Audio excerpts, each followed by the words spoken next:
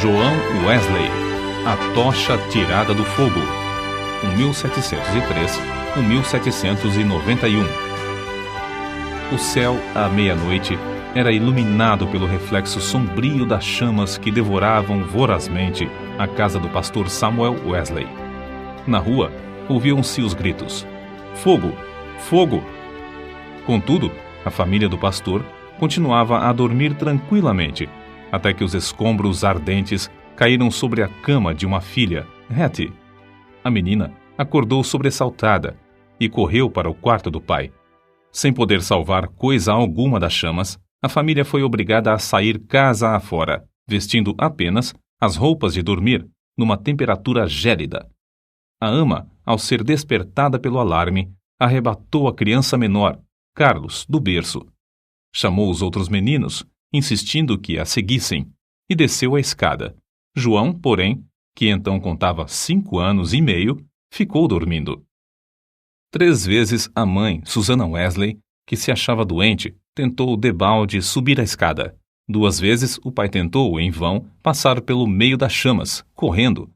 Sentindo o perigo, ajuntou a família no jardim, onde todos caíram de joelhos e suplicaram em favor da criança presa pelo fogo.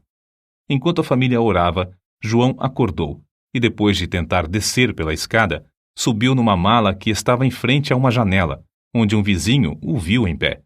O vizinho chamou outras pessoas e juntos conceberam o plano de um deles subir nos ombros de um primeiro enquanto um terceiro subia nos ombros do segundo até alcançarem a criança. Dessa maneira, João foi salvo da casa em chamas, apenas instantes antes de o teto cair com grande fragor. O menino foi levado pelos intrépidos homens que o salvaram para os braços do pai. "Cheguem, amigos!" clamou Samuel Wesley ao receber o filhinho. "Ajoelhemo-nos e agradeçamos a Deus. Ele me restituiu todos os meus filhos. Deixem a casa arder. Os meus recursos são suficientes." 15 minutos depois, casa, livros, documentos e mobiliário não existiam mais. Anos mais tarde, em certa publicação, apareceu o retrato de João Wesley e, embaixo, a representação de uma casa ardendo com as palavras: "Não é este um tição tirado do fogo?" Zacarias capítulo 3, versículo 2. Nos escritos de Wesley foi encontrada uma referência interessante acerca desse histórico sinistro. Em 9 de fevereiro de 1750, durante um culto de vigília, cerca das 11 horas da noite, lembrei-me de que era esse o dia e a hora, havia 40 anos, em que me tiraram das chamas. Aproveitei-me do ensejo para relatar a maravilhosa providência. Os louvores e as ações de graças subiram às alturas, e grande foi o regozijo perante o Senhor. Tanto o povo como João Wesley já sabiam naquele tempo por que o Senhor o poupara do incêndio. O historiador Lecky nomeia o Grande Avivamento como sendo a influência que salvou a Inglaterra de uma revolução igual a que, na mesma época, deixou a França em ruínas. Dos 4 vultos que se destacaram no Grande Avivamento, João Wesley era o maior. Jonathan Edwards, que nasceu no mesmo ano de Wesley, faleceu 33 anos antes dele. George Whitefield, nascido 11 anos depois de Wesley, faleceu 20 anos antes dele, e Carlos Wesley continuou o seu itinerário efetivo somente por 18 anos, enquanto João continuou durante meio século. Mas a biografia deste célebre pregador, para ser completa, deve incluir a história de sua mãe, Susana. De fato, é como certo biógrafo escreveu: "Não se pode traçar a história do grande avivamento do século passado, o 1700, na Inglaterra, sem dar uma grande parte da herança merecida à mãe de João e Carlos Wesley. Isso não somente por causa da instrução que inculcou profundamente aos filhos, mas por causa da direção que deu ao avivamento. A mãe de Susana era filha de um pregador. Esforçada na obra de Deus, casou-se com o eminente ministro Samuel Annesley. Dos 25 filhos desse enlace, Susana era a 24ª. Durante a vida, seguiu o exemplo da sua mãe, passando 1 hora de madrugada e outra à noite orando e meditando sobre as Escrituras. Pelo que escreveu certo dia, vê-se como se dedicava à oração. Que Deus seja louvado por todos os dias em que nos comportamos bem. Mas estou ainda descontente, porque não desfruto muito de Deus. Sei que me conservo demasiadamente longe dele.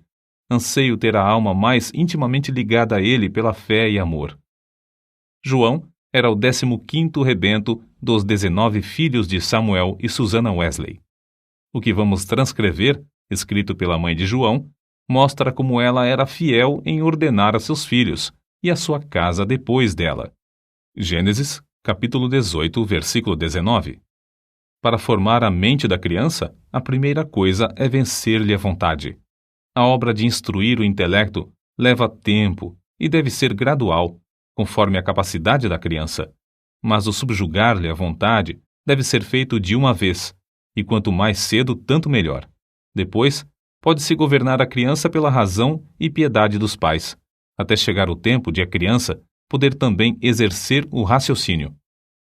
Acerca do casal Wesley e seus filhos, o célebre comentador da Bíblia, Adam Clarke, escreveu: Nunca li nem ouvi falar de uma família, não conheço e nem existe outra, desde os dias de Abrão e Sara, de José e Maria de Nazaré, a qual a raça humana deve tanto. Susannah Wesley acreditava que aquele que poupa a vara aborrece a seu filho. Provérbios, capítulo 13, versículo 24. E não consentia que seus filhos chorassem em voz alta. Assim, apesar de a casa estar repleta de crianças, nunca havia tempos tristonhos nem balbúrdia no lar do pastor. Um filho jamais ganhou coisa alguma chorando na casa de Susannah Wesley.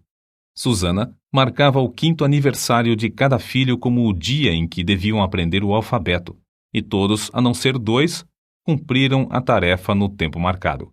No dia seguinte, a criança que completava 5 anos e aprendia o alfabeto começava o estudo da leitura, iniciando-o com o primeiro versículo da Bíblia.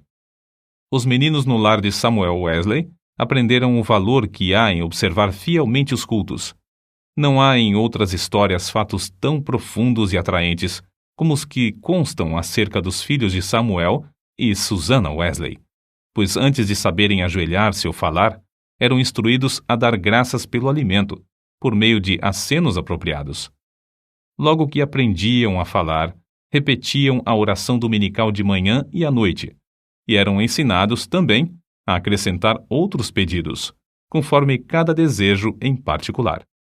Ao chegarem à idade própria, um dia da semana era designado a cada filho para conversar sobre as dúvidas e dificuldades. Na lista aparecem os nomes de João, para a quarta-feira, e o de Carlos, para o sábado. E para os filhos, o dia de cada um tornou-se precioso e memorável. É comovente ler o que João Wesley, 20 anos depois de sair da casa paterna, disse à sua mãe: Em muitas coisas, a senhora tem intercedido por mim e tem prevalecido. Quem sabe se agora também, na intercessão para que eu renuncie inteiramente ao mundo, terá bom êxito. Sem dúvida, será tão eficaz para corrigir o meu coração como era, então, para formar o meu caráter. Depois do espetacular livramento de João do incêndio, sua mãe, profundamente convencida de que Deus tinha grandes planos para seu filho, resolveu firmemente criá-lo para servir e ser útil na obra de Cristo. Susannah escreveu estas palavras nas suas meditações particulares: Senhor, esforçar-me-ei mais definitivamente em prol desta criança, a qual salvaste tão misericordiosamente. Procurarei transmitir-lhe fielmente ao coração os princípios da tua religião e virtude. Senhor, dá-me a graça necessária para fazer isso sincera e sabiamente, e abençoa os meus esforços com grande êxito. Ela era tão fiel em cumprir sua resolução que João foi admitido a participar da ceia do Senhor com a idade de 8 anos. Nunca se omitia o culto doméstico da programação do dia no lar de Samuel Wesley. Fosse qual fosse a ocupação dos membros da família ou dos criados, todos se reuniam para adorar a Deus. Na ausência do marido, Susannah, com o coração aceso pelo fogo dos céus, dirigia os cultos. Conta-se que, certa vez, quando ele prolongou a ausência mais do que de costume, 30 a 40 pessoas assistiram aos cultos no lar dos Wesley, e a fome pela palavra de Deus aumentou a ponto de a casa ficar repleta de vizinhos. A família do pastor Samuel Wesley vivia rodeada de pobreza, mas pela influência do Duque de Buckingham, conseguiu um lugar para João na Charterhouse, em Londres. Assim, o menino, antes de completar 11 anos, deixou a atmosfera fragrante de oração ardente para enfrentar as porfias de uma escola pública. Contudo, não cedeu ao ambiente de pecado de que estava rodeado. Conservava também as suas forças físicas, obedecendo fielmente ao conselho de seu pai, que corresse 3 vezes de madrugada ao redor do grande jardim da Charterhouse. Tomou como regra da sua vida, dali em diante, manter o vigor do corpo. Aos 80 anos, apesar de seu físico franzino, considerava coisa insignificante andar a pé 1,5 léguas para pregar. Conta-se um exemplo da influência que João exercia sobre seus colegas da Charterhouse.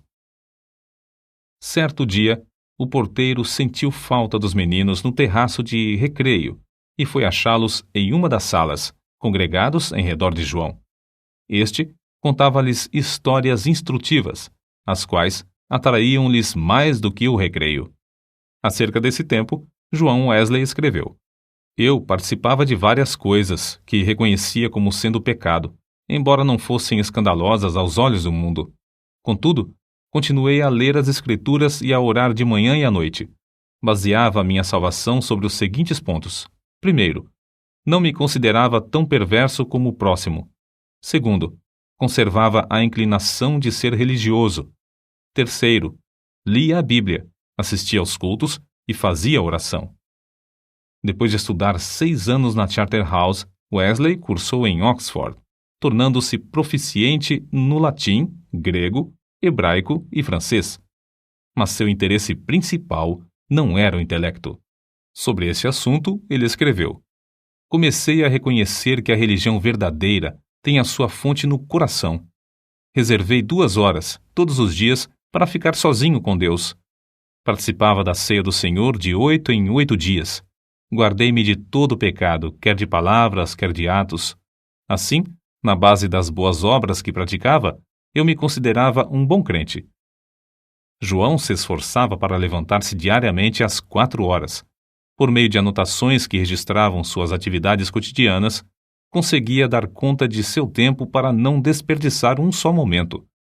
Continuou a observar esse costume até quase o último dia da sua vida.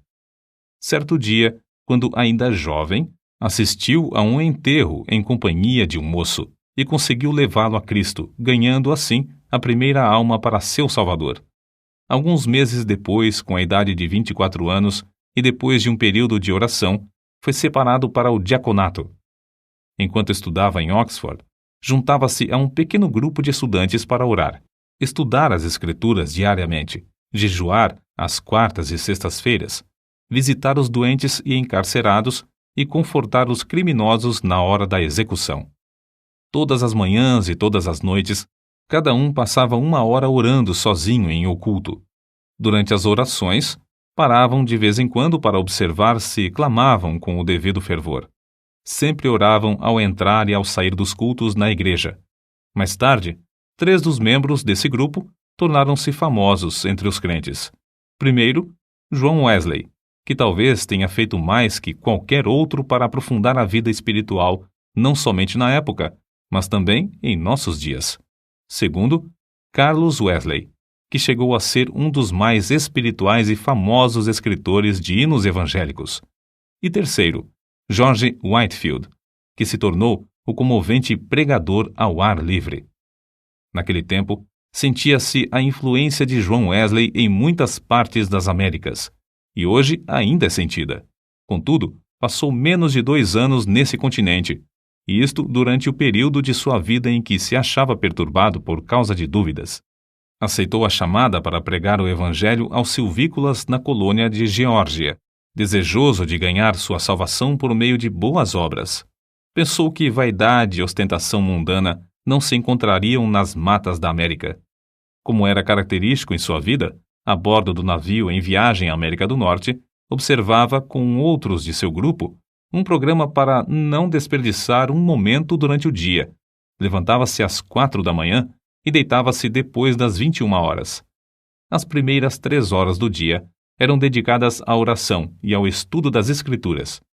Depois de cumprir tudo o que estava indicado no programa do dia, o cansaço era tanto que, não obstante o bramido do mar e o balanço do navio, dormiam sem perturbação, deitados sobre um cobertor estendido no convés. Na Geórgia, a população inteira afluía à igreja para ouvir a sua pregação. A influência de seus sermões foi tal que, depois de 10 dias, uma sala de baile ficou quase inteiramente abandonada, enquanto a igreja se enchia de pessoas que oravam e eram salvas. Whitefield, que desembarcou na Geórgia alguns meses depois de Wesley voltar à Inglaterra, assim descreveu o que viu. O êxito de João Wesley na América é indizível. Seu nome é precioso entre o povo, onde lançou os alicerces que nem os homens nem os demônios podem abalar. Oh, que eu possa segui-lo como ele seguiu a Cristo! Porém, a Wesley faltava uma coisa muito importante, conforme se vê pelos acontecimentos que o levaram a sair da Geórgia, como ele mesmo escreveu. Faz 2 anos e quase 4 meses que deixei a minha terra natal para pregar Cristo aos índios da Geórgia. Entretanto, o que cheguei eu a saber? Ora, vim a saber o que eu menos esperava. Fui à América para converter outros, mas nunca fora realmente convertido a Deus. Depois de voltar à Inglaterra, João Wesley começou a servir a Deus com a fé de um filho e não mais com a fé de um simples servo. Acerca desse assunto, eis o que ele escreveu. Não reconhecia que esta fé era dada instantaneamente, que o homem podia sair das trevas para a luz imediatamente, do pecado e da miséria para a justiça e gozo do Espírito Santo. Examinei de novo as Escrituras sobre este ponto, especialmente Atos dos Apóstolos. Fiquei grandemente surpreendido ao ver quase que somente conversões instantâneas, quase nenhuma tão demorada como a de Saulo de Tarso. Desde então, começou a sentir mais e mais fome e sede de justiça, a justiça de Deus pela fé. Fracassara na sua primeira tentativa de pregar o Evangelho na América porque, apesar de seu zelo e bondade de caráter, o cristianismo que possuía era uma coisa que recebera por instrução. Mas a segunda etapa de seu ministério destacou-se por um êxito fenomenal. E porque o fogo de Deus ardia na sua alma, chegara a ter contato direto com Deus através de uma experiência pessoal. Relatamos aqui, com suas próprias palavras, o episódio no qual o Espírito testificou ao seu espírito que era filho de Deus e que veio transformar completamente a sua vida. Eram quase 5 horas, hoje, quando abri o Novo Testamento, e encontrei estas palavras. Ele nos tem dado grandíssimas e preciosas promessas para que, por elas, fiqueis participantes da natureza divina. Segunda carta de Pedro, capítulo 1, versículo 4. Antes de sair, abri mais uma vez o Novo Testamento, para ler estas outras palavras. Não estás longe do reino de Deus. Marcos, capítulo 12, versículo 34. À noite, senti-me impelido a assistir em Aldersgate. Senti o coração abrasado. Confiei em Cristo, somente em Cristo, para a salvação. Foi-me dada a certeza de que Ele levara os meus pecados e de que me salvara da lei do pecado e da morte. Comecei a orar com todas as minhas forças e testifiquei a todos os presentes do que sentia no coração. Depois dessa experiência em Aldersgate, Wesley aspirava a bênçãos ainda maiores do Senhor, conforme ele mesmo escreveu. Eu suplicava a Deus que cumprisse todas as suas promessas na minha alma. O Senhor honrou este anelo, em parte, não muito depois, enquanto eu orava com Carlos, Whitefield e cerca de 60 outros crentes, em Fetter Lane. São de João Wesley também estas palavras. Cerca de 3 horas da madrugada, enquanto perseverávamos em oração, Romanos capítulo 12, versículo 12, o poder de Deus nos sobreveio de tal maneira que bradamos impulsionados de grande gozo, e muitos caíram ao chão. A seguir, ao passar um pouco o temor e a surpresa que sentimos na presença da majestade divina, rompemos em uma só voz. Louvamos-te, ó Deus! Aceitamos-te como Senhor. Essa unção do Espírito Santo dilatou grandemente os horizontes espirituais de Wesley. O seu ministério tornou-se excepcionalmente frutuoso, e ele trabalhou ininterruptamente durante 54 anos, com o coração abrasado pelo amor divino. Um pastor prega, em média, 100 vezes por ano, mas João Wesley pregou cerca de 780 vezes por ano, durante 54 anos. Esse homenzinho, de apenas 1,66 m de altura e pesando menos de 60 quilos, dirigia-se a grandes multidões e sob as maiores provações. Quando as igrejas lhe fecharam as portas, levantou-se para pregar ao ar livre. Embora enfrentasse a apatia espiritual quase geral dos crentes, a par de uma onda de devassidão e crimes no país inteiro, multidões de 5.000 a 20.000 afluíam para ouvir seus sermões. Tornou-se comum, nesses cultos, os pregadores acharem-se tão angustiados que gritavam e gemiam. Se materialistas célebres, tais como Voltaire e Thomas Paine, gritaram de convicção ao se encontrarem com Deus no leito de morte, não é de admirar que centenas de pecadores gemessem, gritassem e caíssem ao chão como mortos, quando o Espírito Santo os levava a sentir a presença de Deus. Multidões de perdidos, assim, tornavam-se novas criaturas em Cristo Jesus nos cultos de João Wesley. Muitas vezes, os ouvintes eram levados às alturas de amor, gozo e admiração. Recebiam também visões da perfeição divina e das excelências de Cristo, até ficarem algumas horas como mortos. Ver Apocalipse capítulo 1, versículo 17. Como todos os que invadem o território de Satanás, os irmãos Carlos e João Wesley tinham de sofrer terríveis perseguições. Em Moorfield, os inimigos do Evangelho acabaram com o culto, destruindo a mesa em que João subira para pregar, e o insultaram e maltrataram. Em Sheffield, a casa foi demolida sobre a cabeça dos crentes. Em Wednesbury, destruíram as casas, roupas e móveis dos fiéis, deixando-os desabrigados, expostos à neve e ao temporal. Diversas vezes, João Wesley foi apedrejado e arrastado como morto na rua. Certa vez, foi espancado na boca, no rosto e na cabeça até ficar coberto de sangue. Mas a perseguição por parte da igreja decadente era sua maior cruz. Foram denunciados como falsos profetas, paroleiros, impostores arrogantes, homens destros na astúcia espiritual, fanáticos, etc. Ao voltar para visitar Epworth, onde nascera e se criara, João assistiu no domingo aos cultos da manhã e da tarde na igreja onde seu pai fora fiel pastor durante muitos anos, mas não lhe foi concedida a oportunidade de falar ao povo. Às 18 horas, em pé sobre o monumento que marcava o lugar em que enterraram seu pai, ao lado da igreja, Wesley pregou ao maior auditório jamais visto em Epworth. E Deus salvou muitas almas. Qual a causa de tão grande oposição? Entre os crentes da igreja dormente, alegava-se que eram as suas pregações sobre a justificação pela fé e a santificação. Os descrentes não gostavam dele porque levou o povo a se levantar para cantar hinos às 5 da madrugada. João Wesley não somente pregava mais que os outros pregadores, mas os excedia como pastor, exortando, confortando os crentes e visitando-os de casa em casa. Nas suas viagens, andava tanto a cavalo como a pé, ora em dias ensolarados, ora sob chuvas, ora em temporais de neve. Durante os 54 anos do seu ministério, andou, em média, mais de 7.000 quilômetros por ano para alcançar os pontos de pregação. Esse homenzinho que andava tantos quilômetros ainda tinha tempo para a vida literária. Leu não menos de 1.200 tomos, a maior parte enquanto andava a cavalo.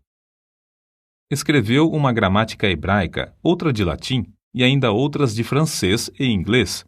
Serviu durante muitos anos como redator de um jornal de 56 páginas.